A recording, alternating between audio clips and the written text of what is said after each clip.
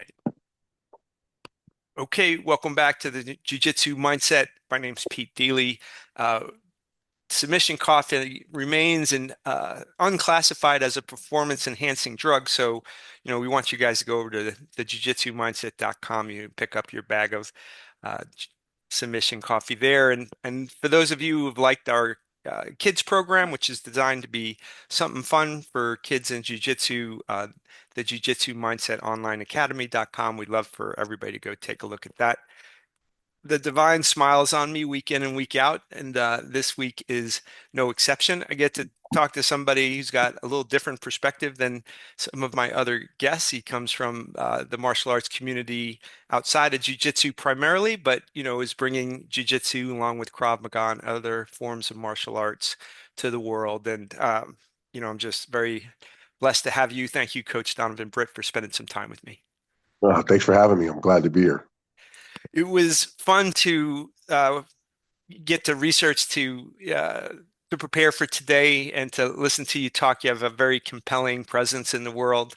The type of person that when you talk, it's easy to pay attention to. You have a very compelling presence. When I think about people that have those compelling presences, it's usually the function of many years of sort of discipline, many years of taking things seriously, and when they speak, there's gravity to what they have. So, in terms of who you are today, I guess the question I'd like to start with is, if martial arts hadn't been a part of your journey, how would you have been a different person? And maybe what other things might you be doing if you weren't, if martial arts didn't play the role it has played in your life? That's a great question. So certainly the impact of martial arts in my life has been, I think obvious for this from owning a school and all the other stuff. But the truth of the matter is, I actually never really wanted to do that. Interesting. So I didn't get into martial arts so I could own a school, and really certainly didn't even see myself doing that and becoming an instructor and all that. But my old instructor, Roger Donofrio, um, he asked me to become an instructor, and I apprenticed under him for about 5 years. And so a lot of people, especially in Krav Maga, there's I think this misnomer. It's not really a misnomer. There's a misunderstanding of how one becomes a Krav Maga instructor, right? Okay. So I'll be like, oh, there's a weekend course or a week-long course, and anybody can become one. And I think for certain organizations that's the case, but my path was a lot different. I apprenticed, and then I went through those courses as well over a period of years. Right. So consequently, I think I became a much better instructor because of that process. And it's different when my instructor, Roger, would stand in the back of a class with a notepad and a pen and pretty much write down everything that I did wrong when I was teaching the class. And he would hand me this note, but the note started getting shorter and shorter and shorter as time went on. And then I knew I was okay because he would leave me there at nighttime and say, "Okay, I'm going to go home. Do He'll that." trust things to you, right? Yeah, which is great. So I say all that to tell you that like it's been an incredible journey because at this time we're talking 2008, right? 2008. Now this is when I took over the school in 2008, Right. but since 2001, 2002 prior, I'd been apprenticing there. Okay. Okay. All right. Right. So um, then 2008 hits. I was in real estate at the time, and so was my wife. Hmm. We were both in real estate. She was on the mortgage side, and I was on the real estate acquisition side. And all hell broke loose here in 2008. Right. Right. So there's a Yes. Yeah. crash. Yeah. So at the same time, I had bought a company or bought the rights from a Canadian company, a smoothie-bar company, and brought them to the United States. Wow. And so we had like 4 or 5 stores around the country, and they all failed miserably. But the one that I owned, the one that I owned was the best of the Slurry Bunch. It was out in Prem, and I was actually owner operator because at the time I believed don't do anything that you don't, and I still believe don't ask anyone else to do something that you don't do yourself, right? Right. Right. So we were franchising, so it just felt disingenuous for me to tell people they should open this awesome franchise and then I don't own one myself, right? Right. So Right. so anyway, everyone remembers how 2008 was. It was a mess. Indeed. So 2008 comes, we're completely done, completely bankrupt, the whole bit. And with the last $400 or $500 in my account, I start what would become Las Vegas Combat Academy. Wow. So the martial arts has played a significant role in my life because at that time, my wife was pregnant with twins, Oh. yeah. So people always ask me, they're like, were you stressed out then? I was like, actually, I didn't really have time to be stressed out. I had Yeah, to, yeah. I just, it's, and I don't say this lightly because I know that stress certainly impacts people's lives and certainly impacts some more than others. So I Right, don't want to be, seem like I'm being flippant about it. But the reality of it is that because of my background and people that come from a lot of places I come from and worse, we don't really have the luxury of stress. And right, be right. honest with you, Yes, we don't really yes. have that luxury. And what I mean by the luxury, I mean the luxury to notice it, the luxury to let it to allow it to impact us. It doesn't mean that we're better than other people. It just means that I think our circumstances were so different Right, that that's a luxury that we just don't have. And so I certainly had that with martial arts. But yeah, it's a look. So this is how I feed my family. This is how I'm sending my daughter's going to college this year. My son's at prep academy right. now, and not only that, it allowed me to start to think as a businessman, Yeah, not an employee, right? yes, Because it forced even though I had companies before then, but building something from the ground up. You got to remember, I started in an 1,100 square foot facility. right. We're And in your a, we're school's in now the a largest in Las Vegas, right? I mean, you're the Well, we're not the largest. We're one of the biggest ones, but okay, we're not the but because there's like Syndicate MMA, like okay. those and shout out to our friends over at Syndicate Right, right, and Extreme Couture. We have because of our fight team, we have a very close relationship with both of those gyms. And both all the guys, John Wood at Syndicate's fantastic, and all the guys over at Syndicate are Eric and those guys are fantastic over there. right. Yeah, so we have a pretty big. So we have a 10,000 square foot place now, Yeah, and it's a bit unique because we are from the outside in. We're self defense first, coming into MMA and jiu-jitsu. So you got to remember, right. this has been a very very unique unique journey in that regard because I'm the Krav Maga guy, right, if you Right. will, which I hate that label, to be honest with you, Sure. because um while it does acknowledge Krav Maga, I kind of have to wear all the BS that comes with that, right? Yes, right. Because you're going to see people like, oh, I've seen these Krav Maga videos and they suck, and I'm like, well, yeah, I see Jiu-Jitsu videos that suck too, or Muay Thai videos that Yeah, suck, yeah. or like, why are we being judged by the worst performers, but everyone else is judged by the world champions? Like, Right, right, right, but part of that is Krav Maga's fault. I'll be hmm honest with you. Part of that is Krav Maga's fault because the way the system grew so fast, and I think somewhat of the lack of control over quality that existed. right, So we have to own some of that, and some of that is paramount. But I'm not here to save Krav Maga, right? right, right, And a lot of people have said, "Oh my God, you're gonna legitimize Krav Maga." I'm not trying to legitimize Krav Maga. Krav Maga does not need me to legitimize it. It's a combat system that's used, on a daily basis to save people's lives. It doesn't need me to do that. right. And I don't want that responsibility.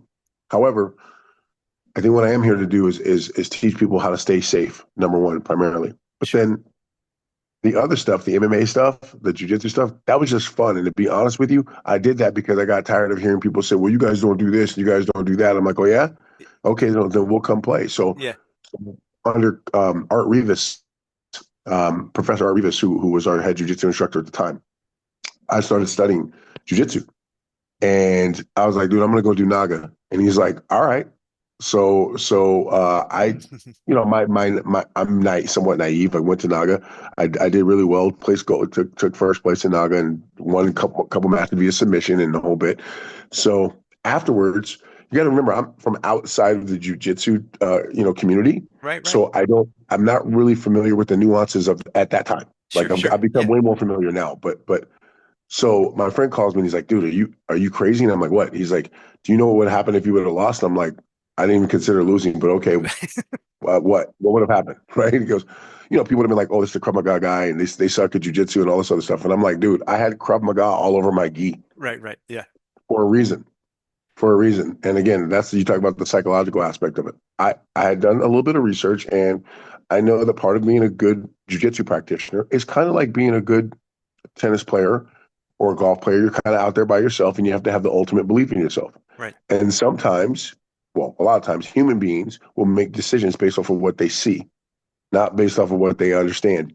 It's Yeah. only what they see. Yes. So when they see us showing up at a jiu-jitsu tournament with Krav Maga stuff all over the gi, they're like, "Oh, this is gonna be easy work." And I'm like, "Yeah, I don't think so, bud. You don't you can't possibly believe that we would show up at a jiu-jitsu tournament not knowing how to do jiu-jitsu, Yeah. right? Like that. So I'm very proud of that fact. I also did that because my school was at that time Right. primarily Krav Maga. Right. So as the leader of the school, I'm like, if I want my students to buy into jiu-jitsu, then I have to do it. If So I'm like want to connect these three dots, I'm curious if you could make a comment on this. Like when you talk about, your the nature you're coming up, giving you a disposition that says, stress is not a luxury afforded us in yeah, these circumstances. And I think about my coming up, and there's a lot yeah, of those things revolve around economic issues. And so sure. so I relate to that comment via when you're poor, you have there's a certain realm in which you're allowed to be okay with Yes. things, and the rest of it, if you don't accept it, then you're gonna. So there's that, and then there's a discipline to these things that you're talking about, a business discipline and a physical discipline to learn Krav Maga and to, Hmm. those things I think are connected. Are they all the same part of you? Like, is there a part of you that's just got an iron will, and if you point that in the direction of Krav Maga, you become a black belt under like you're the first black belt under I think what's the right Sergeant Maman or whatever the right Near Sergeant, yeah, near Sergeant yeah Major Near Maman. I was the first American certified instructor, and that was unique because Near's Krav Maga is not like American Krav Maga. He trained soldiers primarily, right? So right like, yeah so like, but because of my background in the military, I understood. And in addition to that, Near's a great instructor. He's a phenomenal instructor. I have yeah to tell you, I've been very very blessed in my journey in Krav Maga. hmm I've been extremely blessed because I've been able to train with some of the top guys in the world. right Darren Levine just passed away. May he rest in peace. Darren was a looming figure in Krav Maga, and depending on who you talk to, you're gonna hear he's the greatest guy ever, or hear that he's the devil, right right? right yeah sure Um, I got to experience both sides of Darren, yeah so, yeah but just strictly the Krav Maga and instructor, he's phenomenal. John Whitman is my mentor, my instructor. He's hmm phenomenal. Near's phenomenal. Grandmaster Ayel Yanilov, phenomenal. Like I've trained with some of the best guys in the world.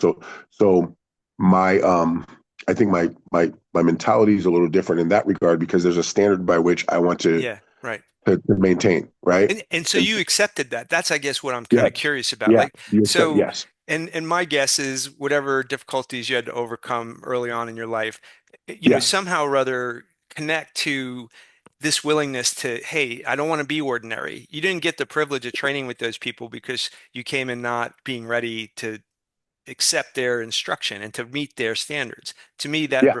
reflects something that in this notion of a mindset, of a jiu-jitsu mindset, seems to be present across all those. You didn't grow an unsuccessful business. You grew one of the No, most successful business, and that's a iron will that and require it's not that it's, doesn't it's not happen always on easy, its brother. own. Oh, it's rarely You know easy, how that right? is, right? Like you know how Amen. Yeah. like you grind for 30 days just to have the privilege to grind for another 30 Yeah, days that's sometimes, right. That's right. right? That's so right. so yes, but yes, to your point, the mental toughness and I think the emotional conditioning that comes from that Yeah. Yes. is Yes. is is is paramount to any success that you want in life. And then here's the other thing too. And I for serious martial artists, I make this comment, but and sometimes I make a comment for general, Right. hobbyists too. But if your reason for training is bigger than you, hmm then training becomes much easier, Yes. Yes. right? The discipline becomes much easier if it's like, hey, look, my son is watching me, right? Right. My Right. Right. my Yeah. my family knows, that what I do on a daily basis, I'm just trying to leave a legacy for them. See, so like in my background with my family, talking about growing up impoverished, we on people like, oh, you guys lived in the suburbs. You must have been poor. Yeah, we were hanging on by a thread, bro. We were getting evicted from apartments and stuff like that. Like we're barely hanging on. And I'm glad that my mom did what she could because it allowed me to go to school in a better situation. Right. I played football. I played football coming up, so I was able to get more out of that than it got out of me. Went to college and went the whole bit. But without that, who knows? And then Yeah. the discipline I learned from martial arts. as a child, Hmm. how to stick through things and how to win, also Hmm. how to lose, how to Yes. come back from Yeah. loss, right? Right. So all those things matter. And yes, from a business standpoint, I am more savage in business, not because and I don't mean stepping on people, No, no, I right? understand. Because I don't think that that's some people have a zero sum mentality. Like they Yeah. have to have everything in order for a deal to be good. My thing is like even when I do see people approach me about seminars, the first thing I talk to them about is how I can help put money in their pocket, Right. Right. Right. right? Because I know what it's like being a school owner, and you're like, man, who am I going to have come and do a seminar, and the expenses that come with it, and then they're just hoping to break even, and I'm like, no, you're not going to break even with me. You're going to make money, Right. and because I want your family to have a good vacation. I want your family to have Yeah. Christmas gifts. I want you to have a little bit of just that breath of relief that hey, there's maybe a little bit more money in the pot than there was at the beginning of the month, right? That's yeah. Because I Absolutely. because I know Yeah. how that is, and so I accept that responsibility that comes with that. When people reach out to me and say, "Man, come and seminar," I will never mail it in. They will always get the best version of Yeah. me, and all that stuff that I'm talking about alludes to those three connecting points that you talked about. And I that, think yeah, yeah. I it's mean, because it impossible, feels right? like that feels protective to me. Like you're saying, Yes, listen, yeah, we're yeah, together and yeah, you deserve to be respected and taken care of. This is yes, not about taking, this is about, and we're going to create something with so much value in the community yes. that this is going to be win-win-win. The consumer, the partnership, which I think is amazing as a disposition that is not more frequently seen out there. I think that there's that zero-sum thing for me is a weakness in someone's psychology more than it's considered a strength. 100%. Because I see that if you are strong enough to go, how do we all do well in a circumstance? You're carrying the burden of it's more complicated than just, hey, here's what I need, and then you work the rest of it out. That's a weaker point of view from my understanding, I guess. Part of it from my community, my community, African American community is a little bit unique in the sense that um when you've quote made it, Hmm. right? You've gotten out of the neighborhood. The expectation is that we leave a path Hmm. Yeah, right, and not only leave a path for others, but also go back and extend a hand to help people up, right? right. And almost unlike any other community in the United States, that pressure lies squarely on African Americans, in particular African American males, Right, right. because it's just that way, right? It just Hmm. is. Now I've told this story about my grandfather before. My grandfather was he in the '60s. He moved to Alaska, and he was the first black man to work for the phone company up there. Wow. And he was a lineman. He hung line. Yeah. And and this is Super dangerous work. hey, not only yeah, you got to be tough, Yeah. right? And you got to be willing to endure some brutal winters. And then you got to remember, in the '60s in Alaska, it was still, and it's still very much still like this today, but it's the last frontier. Sure. Well, Alaska's coming out of that gold rush age and kind of into the oil rush age at that time. That's right. And all those things are so like there's a whole different kind of social connection. There's a whole different thing. And being African American and being in Alaska, you realize real quick you're Alaskan first and then Yeah. everything Yeah. else, right? Yeah. So Interesting. so but that hard work ethic that I saw my grandfather do, I use on a day-to-day basis, it has always stayed with me when I start to feel like, oh man, I'm tired or I'm burnt out, blah, blah. And I remember my grandfather got up in the wee hours of the morning and climbed a pole in a blizzard to hang lines so he could feed his family. I think I Yeah. can go teach martial arts, Yeah, right? Like, yeah, without a so, doubt. I mean, I have the same, so, I have those same stories. My family's the classic, 1920, both sides of the family worked their way through Ellis Island, live in the yeah, projects of New York, and then, yeah, on both sides of the family at the same time in the 50s, moved from the projects of New York to, uh, the sticks of Long Island. And my Irish grandfather, when he got off the boat, the day he got off the boat, he went to work for the Long Island Railroad.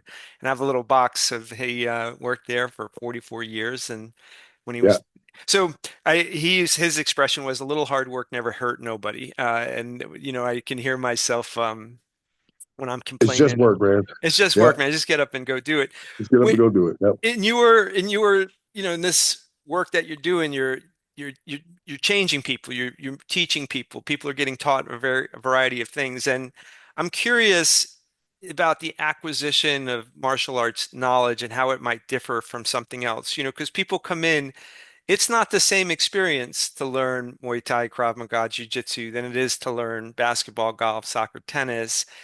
it has a physicality to it, but I think it is a different psychological, it has different psychological ramifications, and I think it's, a different pathway that you're teaching your brain to do things. So I'm curious about your perspective about learning Yeah. martial arts compared to other things. Yeah. Yeah, so in training, whether it have been becoming a soldier, playing football, I've done some different things. I even, I was in the choir when I was Very good. younger in church. My all these things, right? So you start to learn how to learn, right? The process Indeed. by which we acquire knowledge. Right. So then I think you're right in a sense that yeah, there is a difference in combat Mhm. sports related things because of the physicality of it. Right. So I think the two caveats for sports would be, to me, would be wrestling and football. If you took those two things, you would put those in the combat sports thing because of the Yeah. physicality of Yeah. it. Yeah. And then also because, like wrestlers in particular, because of the nature of the sport is that you're on the mat alone with Yes. you and a shadow or you and a bag or you, Yeah. and maybe if you can find another couple of wrestlers that can go with, it's a solitary kind of existence, right? Yes. All for this goal that nobody else outside of it understands, Right. but it permeates your life. It's the weirdest thing, right? Yes. So Yeah. so so yeah, so those lessons is learning martial art different than something else? Yes, because of the physical nature, and then also too, you got to remember the emotional side of it, right? Well, Like that's where I like think it's that's primarily the different. big thing. Yeah, The it's intent to because harm, right? I mean, that's a yes. football. Yes, you're smashing some, but the intent is to score points. Ultimately, I Well, mean, I would say Kevin. Well, yeah, but it depends on what side of the ball you play on, right? So, like on right, football and offense, there's always physicality is always looming in football, right? Like it's a. without a doubt. I would tell people, basketball is a contact sport. Football is a collision sport. Yes. Right. And so I always use that analogy when I'm teaching Krav Maga. I always tell my students, I don't want you to make contact with this person's skull. I want you to have a violent collision with it with your fist, leave a Yes. Yeah. crater in their face. Yes. Right. So it changes the mentality. So football it crosses over from that standpoint. But offensively, yes, when you're on offense, you're trying to score. You're trying to there's a goal. Right. Whereas Right. with self defense, and I always tell people, our desired outcome is to go home safe. Right. If we know that, then we use any means necessary to affect that goal, that end. Right. And that includes the training and some of the training stuff we do, but it also includes being willing to, psychologically, being willing to go further than our attacker. Yeah. Yeah. Yeah. Yeah. Right. Okay. And Right. Bruce Lee alluded to that. If that, Yeah. if that guy's willing to give me a black eye, I'll crack his eye socket. If he cracks my eye socket, I'll tear his eye out. Hmm. I'm always a step above where this guy is. Now, that's hard to duplicate in combat sports. And this is one of my biggest challenges. I am like with jujitsu, I always tell people, I've been very critical of jujitsu's culture. Hmm. I have a right to be. As a blue belt, number one, and two, I'm a school owner with a black belt led jiu-jitsu program. So Right. I'm going to say what I tell people all the time. What do you know what you're talking about? You I speak live your this mind, shit. sir. Yeah. Yeah, Yeah. I don't care. Absolutely. You can have to not like it, but I have receipts. And everyone sees this stuff that's going on in jiu-jitsu. It's been going on in other martial arts too. Jiu-jitsu is not exclusive to it. But there's a certain douchebaggery that has happened in jiu-jitsu, and it start from the top. So a lot of these guys, they go to academies where the coach is an ego-driven maniac who thinks everybody should bow at his feet, and it's particularly damaging when you have situation. I tell you right, I had a situation in my dojo where I found out that one of my students had a negative legal history as it pertains to women, Hmm. and I had a direct conversation with him about it. Tell me what happened. Like you better tell me what happened. Because I'm gonna base my decision on whether you stay based off of Yes. Right.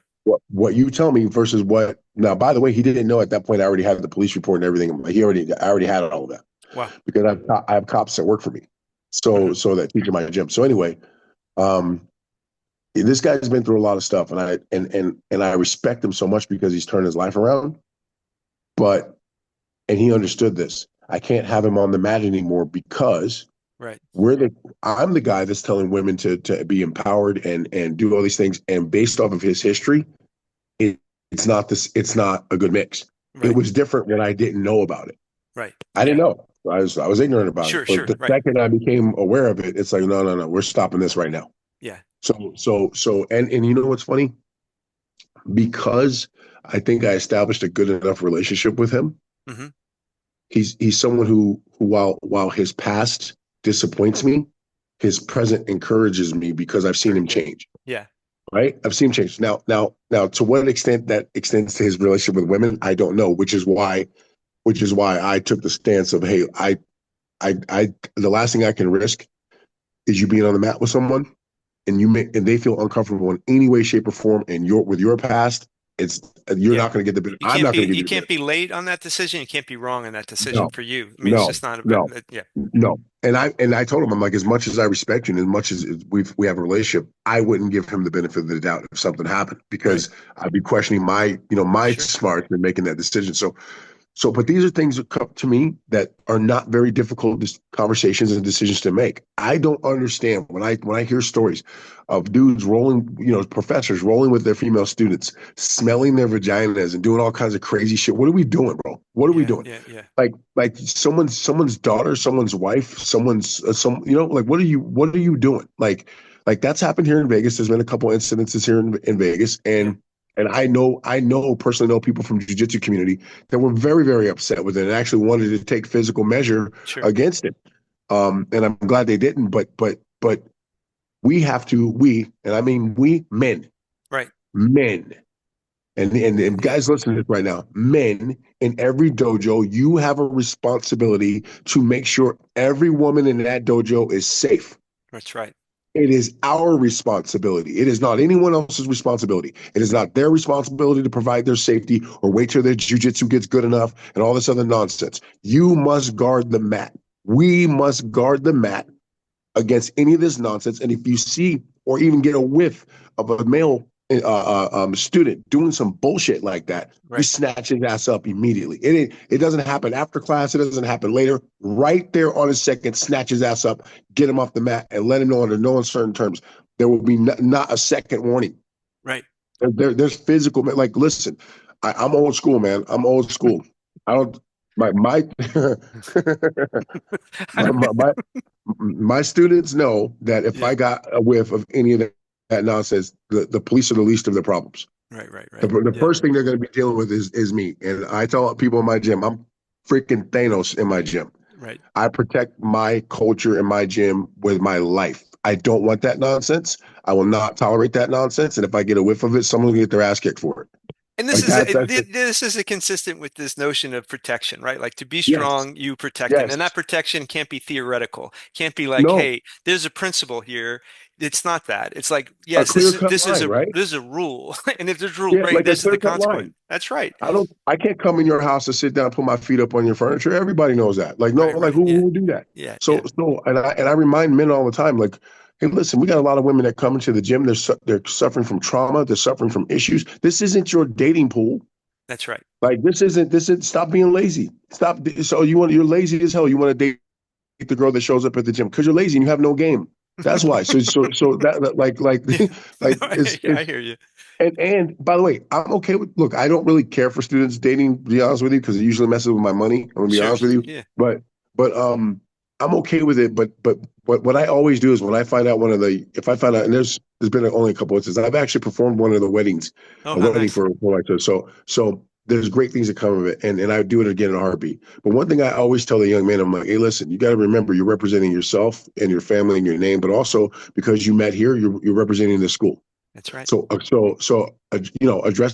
Adjust your accordingly. Adjust your behavior and make sure that you're always going to do stuff from a standpoint of, hey, if shit gets hot, I don't want to hear any stuff about you guys fighting, getting physical, and none of that Right, right. Yeah, nonsense. yeah, That's yeah. a beat down. Like they know that though. They like we literally have like this is part of our culture. Right. Like in our gym, we don't tolerate that nonsense. Yeah, Like yeah, you that's the expectations. Like people, if there are no expectations, people are they're falling to the lack of expectations, and so it's an yep. interesting, I think, um, dynamic. Well, just since we kind of broached the notion of conflict, right, fighting, of like, hey, ass kicking, all of that. So if I ask your lizard brain, hey, what's the most memorable of your fights in your life, wherever that might have been. And for you, I recognize you've been a soldier, you've been in a lot of circumstances. So I don't, not obviously you don't disclose anything you want, but if something you would want to disclose, what pops into your mind as the most memorable fight? Okay, so I'm 51 now, so I always tell people, I tell these stories, and people are like, oh my God, you don't look that old. I'm 51, and so I kind of lived a bunch of lifetimes. So for It's a about 10 young years, man as far as I'm concerned, yeah, like yeah. So when I was younger, I worked in loss prevention for about 10 years. And you got to remember this is in the 90s now, so it was a little bit more rough and tumble. Mhm. Now most of the places have no touch policies. You can't touch people and all this other stuff, probably because of all the shit that we did in the 90s. But back, but back then it was a little bit more wild wild west. So I went to work every day. I started in Oakland, California, playing clothes at the grocery stores, Right. catching people stealing, mostly health and beauty products, alcohol and things like that. And sometimes shrimp. Shrimp was a weird thing in California. People would steal shrimp and then sell them to like the restaurants and stuff. So much so that it was a felony to steal a bag of shrimp. But anyway, There's a funny I, that Jamie Foxx bit about that, right? Like, oh, I'm not no, stealing this shrimp. I'm taking the it, prawns. exactly, exactly. No, it's funny because it's actually a real thing. That's a real Mhm. thing. Most people thought it was a joke, but I'm like, no, that's actually a thing. But I had so that and being in that environment, I went to work every day, and honestly, I had a fight every Every day. day. Yeah. And this is why I'm critical of law enforcement, because I'm like, hey, I never had to shoot anybody. I didn't carry on job. I didn't have to do anything excessive because of my skill set. I was able to get people in cuffs that didn't want to go in cuffs. And Right. in that time period, I probably put more than 500 people in cuffs Wow. and do that, right. And that over that 10-year period, I had months where I would arrest 30 people in a month. Wow. No issue. But the worst fight I ever had was with I was working at a department store in Oakland, and this 170-pound hype came in, stole a bunch of stuff, and where we were, there was a train station right outside of the door. So you Okay. could run out of the door and run right down into the train station. So we ended up getting to a scrap down there in the train station on the train, actually on the train. And I remember this guy's like, he squares up, and I'm kind of like, now, mind you, I'm in my 20s now. The guy squares up with me. I'm like, all right, well, I'm no longer trying to arrest you. I'm gonna kick your ass now, right? So we get to a fight. I crack this guy. I mean, I'm putting it on him. He drops and sits back up like a zombie and comes right back at me, right? And I'm like, I'm hitting him again. I literally push his nose to the other side of his face. No pain, no response, no nothing.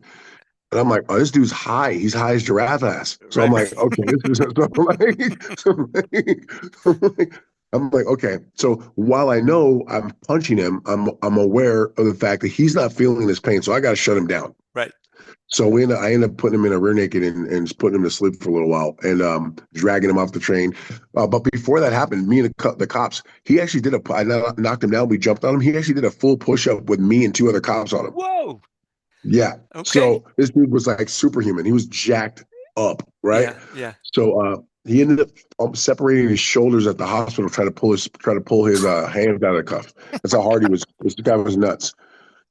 And I was like, damn, that was like the hardest fight ever. But then I remember that. I always remember that because I'm like, if I didn't have an understanding of jujitsu and understanding of these things, That's right. I would either have to beat him to death or like, you know what I mean, or stop hitting him Sure. because he wasn't going to stop. Yeah. So, and I always impart that to my students. Like, if the only tool you have is a hammer, every problem looks like a nail, Right. Right. Yes. right? Exactly. So, Yeah. so as a martial artist, as someone, whether or not you're a novice, whether or not you're in profession, whether or not, obviously, if you're pro fighter, Yeah. you have to have a varied skill set because the situation may call for that. Without a And doubt. Yeah. And, yeah, and so not many people will have had 500 fights in their life, right? I mean, no. that's like, and nor By the way, do not most of those people didn't fight. The people with cuffs, most of them didn't fight. Well, no, it's about probably half. Half fought. Some ran. 250 is So, plenty. I mean, I love Roberto Duran. Like 5 times Roberto Duran's. So, however, and many people out there have never had a fight. I mean, yeah, so I'm no, curious about your opinion of the role of competition in the training of martial arts, in the development yeah, of the martial artist, because competition has qualities of a yeah, fight, but it is yeah, not the same as you with a jacked up high as a giraffe's ass guy on the train fighting that guy. Those two things, they may echo each other, but they're not the same. So I'm curious, do you think it's important to kind of have a bit of that experience as a competitor? And I don't mean everybody's going in to be the world champion of anything, but just any type of competition. Or yeah. is it No, just not relevant? no, so it's relevant, but not necessarily a necessity. Okay, And I that's right. Yeah. and so relevance meaning like I think if you want to close that circle and have a complete circle of training, Hmm. you have to have stress tests for any technique Yeah. that Yeah. you're taught, and then you have to have some sparring to deal with the stress of things coming at you at full speed with someone who's actually also scared trying to touch you and you're trying That's to right. touch Yeah. them back. Yeah. You have to be able to control your breathing. You have to be able to Yes. see openings. You have to be able to understand distance, timing, and all those things. And sparring goes far to do that, right? Indeed. However, the tactics that we use when we spar, the tactics that we use when we spar are not necessarily easily, I think, duplicated in a combat setting because you don't have all of the tools. And I have to, with respect to my partner, maintain that they don't get injured. That's right. Right. So when people watch, like for instance, my fighters spar each other, to the naked eye, it looks like they're trying to kill each other. Right. But with them, they're very much under control. They know exactly Yeah. where they're throwing things and exactly how to absorb and exactly where to hit and when they have an opportunity to kill each other, they don't. Right. Right. So it's but to the naked eye, they're like, oh my God, they're gonna murder each other. So that's where I try to tell what I call my civilians, what I call civilians, Yes. non-combat sports athletes, um, the benefit of sparring. I also feel like every man should feel the sting of his flesh being Yeah. scraped open, Yeah. ripped Yeah. open, and the taste of his own blood in his lifetime. I feel like every man should do that. You know, Um, uh, yeah, just to linger on that just for a second. yeah, I agree with that, and I find it like an awkward perspective to hold for me as I'm a grandfather, right? And because the time for that for me was as a kid, yes, and as a kid, the fact that I got my ass kicked and did a little ass kicking was valuable from this perspective that I didn't die, right? And yes, so the notion yes, that, hey, if these things occur, you can go experience them and it's not. Now, granted, I mean, there are circumstances, I've been beat up by more than one person at a time. I mean, that could have turned into a crippling situation, could have killed me. yeah. I'm not saying that it wasn't, but there was incredible value to experience that. And when I look at the fact that now as a grandfather, and how protective I feel, with It's these different. creatures, much, It's much more different. so than even, and I have four daughters and one son. I mean, I, I'll send them into a fight like, eat more easily than Not your grandkids. yeah, I but my know. grandkids, I just feel like, yeah, I want you to have that. But so I find it a conflict internally. Like, I don't like violence in the world, to be frank. I mean, I don't like the fact that people get hurt for all this stuff. Like, I feel like you should be strong and capable, but you should be restrained, much like the sparring. Like, it's, Yeah, yeah. but as a father and grandfather, I haven't reconciled that issue because I don't know if you come up and nobody ever hits you in the face as a man, at least. I don't know that it's the same thing for a woman. As a man, then you don't know that you can live past getting whacked in the face. I mean, Yeah, we have a phrase in our gym. One of my coaches, Derek Hinkey, who happens to be an awesome actor as well. okay. Um, Derek, he's my boxing coach, but Derek was also the star of American Primeval. It was on Netflix. It's one of the Oh, top. I've seen So that. so you've seen that. So I Derek loved it. is Yeah, actually it's awesome. so you're the character Red Feather. Okay. Oh, I don't. That's Yeah, Derek. awesome. Yeah, Okay. that's Derek. Wow. So he's a phenomenal combat. Like he understands striking. He's a boxer. He boxes. Okay. He's phenomenal. But more than that, his warrior bloodline. He understands combat, right? So we talk about this all the time. But we have a saying that we kind of picked up, and it was used in the movie too. We say it's just pain. Yeah. It's Right. just Yeah. pain. Yeah. And so I started telling that with my kids, like with the kids program. I do a small drill with them because some of the kids, most of the kids that I get, I very proudly train nerds. Hmm. Mike, the kids that come to me, they're nerdy kids. They're typically are introverted. They're typically are kids are not necessarily that athletic. We have a couple stud athletes, but Right. for the Right. most part, not the case. Um, and so they've never really had that sort of physical encounter with pain. Right. And so I teach them the difference between being hurt and being injured, Yes. right? So Yes. Yes. like they Yes. need to understand that. Well, you'd be surprised at how many adults don't know the difference between being hurt and I being injured. agree. I agree. And I think that's back to the original point about sparring and about where the crossover between combat sports and self defense. Yeah. I think most people don't understand the difference between fighting and self defense. not Yeah, not that's only interesting. not Yeah. only legally, but also from a training standpoint, Yes. right? So when I see, for instance, Krav Maga instructors, and I hear Krav Maga instructors telling students, well, the number one thing you want to do is stay off the ground. Yes, but that's not an excuse not to train on the ground, Right. Right. Right. right? And so over since I've been in Krav Maga, I'm telling you right now, like there's never been a time in Krav Maga now where we've had more Brazilian Jiu-Jitsu black belts training in Krav Maga Hmm. now than at any other time in the system. Right. And listen, 12, 15 years ago, it was unheard of to hear about a person who had a black belt in Brazilian Jiu-Jitsu and a black belt in Krav Maga. It was pretty unheard of. There was very few guys Sure. Yeah. that did that. Now it's I don't want to say it's common, but it's not so surprising when you hear it. Right. And so to that point, it's like, look, we we have to understand what is our desired outcome. In combat sports, when I'm coaching one of my fighters, all of my fighters, by the way, all of them have won AMI titles at least, and they're Hmm. moving on to pros. I've coached in Bellator, coached at UFC, and all these, and I'm around fighters all the time, Right. all the time. Dewey Cooper is one of my shout out to Dewey, one of my brothers, one of my very favorite people in the world. He brings his guys over to the gym. We've had a relationship for years. In fact, his wife, well, I don't know if he calls her wife, but I call her his wife. Right. Right. Kat's one of my students. So what was one of my students. So that's how they met. So um, I've learned so much from him about how to prepare a fighter. Coach Kieran Fitzgibbons at CSA Gym in the Bay Area.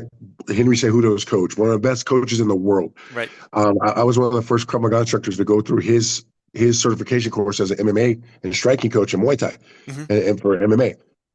Learned so much from them that it's improved my Krav Maga. Sure. My Krav Maga is better for having gone through and understanding combat sports programming, how to get people students to put punches, kicks, movements together, compound movements. So without that, I don't think I'd be as good of a Krav Maga coach because I now can take that programming and use it in Krav Maga. See? Right. And So, I, so not to invoke Bruce Lee again, but I mean, that was sort of my perspective on his yeah, notion of Jeet Kune yeah, Do. And like, look, we're going to take what works and what goes there, and we're going to, and it doesn't matter where it comes from. We're not going to have these parochial, who cares? who Like, cares? who And cares? and in my mind, it kind of links back a little bit to the douchey behavior that you're talking about. In my mind, is that the top of the funnel of the martial arts world, if we take everything, much, much larger now than it was 50 years ago. So we have a much broader group of people in there. And then you add more people in, you're going to have people along the spectrum of good folks and bad folks. And as much as I would love for to strain out the bad ones in some way, shape, or form, there's just so many more people. Yeah, But the other side of that, in my opinion, is that exposure between disciplines is refining, like you're better for cross training, right? And yeah, I think there's so much value in that. I, so we talked a little bit about the nerdy students, and I was just curious if you got a response in your lizard brain to like somebody who is affected by their martial arts training the most profoundly in your circle of students throughout the years. Is there like one that pops up that you go, oh, oh man, there's and there's so I know you got uh, tons and tons, but so there's two that jump out to me right away. And I tell this story about Angel. Angel was a young man that was brought to me. His mom actually called the school. She said, "I saw you on TV. Can I come talk to you about my son?" And I said, "Yeah." And so she came down, and she walks in, and I'll never forget. Tina's like, "If you don't help me, I'm going to lose my son." oh, First thing she says to me, I right. said, "What happened?" As it turns out, he was jumped, had his jaw broken, his jaw Oh, was wired shut. yeah, They stole his shoes, and I mean, it was a horrific event. Angel was sitting out in the car, so she went and got him and bring him in the car, and he comes in, and you could just when I tell you he's wearing all of this, you can see it on yeah, him. yeah, It's yeah, just yeah, draped on him, yeah, yeah. and so he won't look up. His eyes are down. He barely mumbled a word, and you can just see it all over him. So I walked up to him and I lifted his head up. I said, "Look at me," and I said, "We can get back what they took from you." That's right. And he said, "I don't want those shoes anymore." So I'm not talking about the shoes. That's right. I'm talking about what they took from you. Yes. And so he joins, he starts training, and a couple months in, he comes up to me and says, "I think I'm ready to spar." And I said, "No, you're not. Go away." And he turns around and he walks away. His head's kind of hanging, but inside I'm smiling because I'm like, it's happening. That's right. It's happening. I can see it. Yes. So about a month later, he comes back to me, Coach, I really want to spar. No, go away. And he's like, all right. So another month later, he comes in and now he's like, he's demanding to spar. Okay, good. Right? Yeah. Which is what I was waiting for. I was Right. waiting for him to be like, I'm not leaving here until you tell me what I want to hear. Right. Right. Which is what he did. So I said, I looked up at him, I'll see you Saturday. And his face completely like, what? And I'm like, I'll see you Saturday morning. So he comes in Saturday morning. Now, mind you, now I've got adults in there. Angel's a teenager. I got adults in there with me. All the adult males that are there, they also understand what he's been through. Sure. They know. And I'm like, okay. I said, and I told Angel before it starts, I'm like, I can't protect you anymore. This is right. You're going to get what you wanted. That's right. So, Let's go. so now, so during the fight, he has the first couple fights and he does pretty well. Angel's actually pretty skilled. He's a good athlete and he listens. Okay. But you could see him kind of managing his emotions. And it was like, there was moments there where he was okay. And I'm like, calm down, breathe, like I'm walking through it. And then he has his third fight and it finally happens. He takes a left hook on his jaw, boom, gets rocked, drops to his knees. His mom is standing there. Right. She's like, oh my God. And I remember him kind of looking at me, tears in his eyes, and he's looking at me, and he looks, and he's on that Yes. that bubble. Right. He's right there where he's like, I'm either going to go for it, I'm going to quit. Right. And I lost my mind. I scream at him, get up. And he looks up at me, and I'm screaming at Angel, get up, fight back. It was weird because he looked at his mom as almost if to say, okay, I'm not your little boy anymore. That's right. Yeah, that's beautiful. I got to go be a man. It was crazy. He gets up, lets out this primal, guttural, and goes nuts. Goes completely nuts. Yeah. We stopped. Okay, time to go fight. And everyone in the gym is looking at him. And he's standing there, seething. Like you could see it. Yeah. Yeah. But he doesn't really understand what's like, he's coming out of his, and I'm like, I look at him and his mom's sobbing. And is like all the dudes in the gym come up to him. Right. It was a very important moment in his life. Right. Because that's when he decided that he was no longer going to be trapped by what happened to him. Right. So he comes into fight class one way and leaves an hour and a half later a completely different human being. So this is that to me is the essence of what we do. That's why we do what we do. And what you told me there, to me, there like things in that story that I love, I love so deeply, is that much of what we talk about is like, hey, you need to dig within yourself and find these things within yourself. Yes, all that's true. But that couldn't have happened without your relationship to him. You called him to that transformational moment, and it's in the two of you that arises in the community of the people that you created.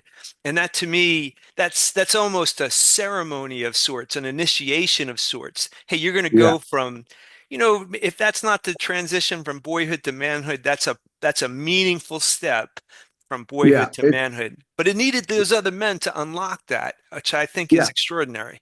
And I think that's the part to me that jumped out, because I always reflect on these things and I always get emotional and talk about that story because I saw in him myself.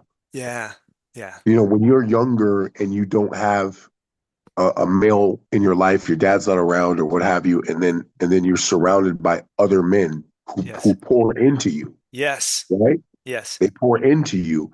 And all this, I don't think it ever replaces the love of a father, right? It doesn't. But it can certainly comfort you when you need it. Yes. It's like the kid has he knows he can come into the gym and there's men there that will give him guidance and more importantly, hold him accountable. Yeah. I call them my knuckleheads. I have a couple of youngsters in my gym, they're knuckleheads and not evil kids in that sense, nothing like that. But they're the kind of kid that if I don't put my foot in their ass every now and then, they might go astray.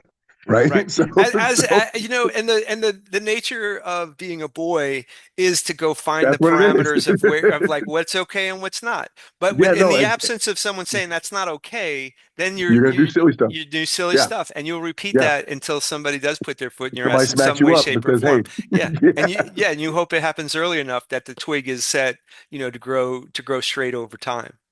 if I could impart anything to people, I tell this to parents all the time, and I think it's important, particularly for young men, and because I think there's a different calling for men, right?